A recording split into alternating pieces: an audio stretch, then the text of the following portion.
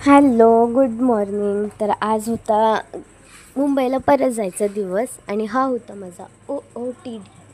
आणि गावावरून मुंबईला जाताना पाय थोडासा जड पडतोच.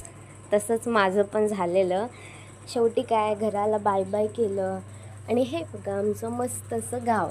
रिक्षा तर कधीच येऊन थांबलेली, माझाच पाय निघत नव्हता. आणि हो, हा जो समोर गेट दिसतोय ना, तिथं आमचं भगवती मंदिर आहे.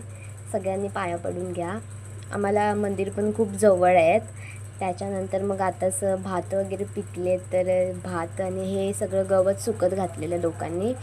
त्याच्यानंतर मग गावाचं हे मस्त मस्त निसर्ग एन्जॉय करत आम्ही निघालो कणकवलीला, रेल्वे स्टेशनला. आणि जाता जाता रिक्षात खूप गप्पा हाणल्या. खरंच आपल्या गावाला येताना किती छान वाटतं ना. मी रात्री येऊन सकाळी लगेच निघालेली, पण निघायचं काही मन होत नव्हतं.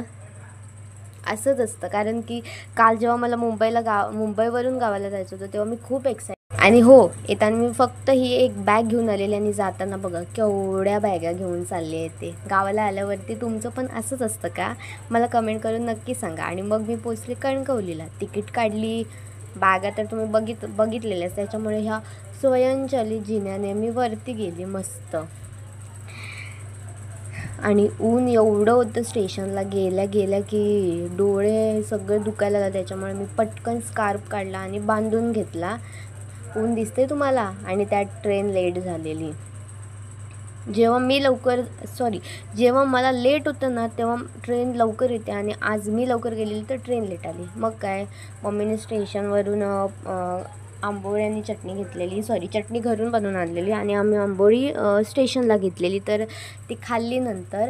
आणि हे बघा, ट्रेन निघाली कणकवलीवरून.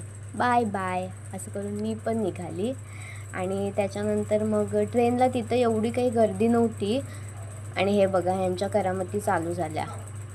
1 मिनिट, एवढी गर्दी होती नव्हती. जसं की रत्नागिरी खेड आलं, एवढी गर्दी झाली ना की हवा जायला सुद्धा मार्ग नव्हता. एवढी लोक होती लिटरली.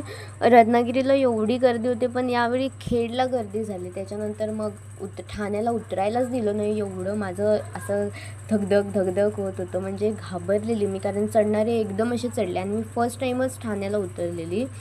तर हे सगळं फर्स्ट टाईम म्हणजे मी जनरल डब्यात फर्स्ट टाईम, नाही मी लेडीज डब्यात होते. आणि आली तर रिक्षाला एवढी मोठी लाईन. आणि हो, आल्या फ्रायचा डबा बघितला आणि मी खुश झाली. बाय.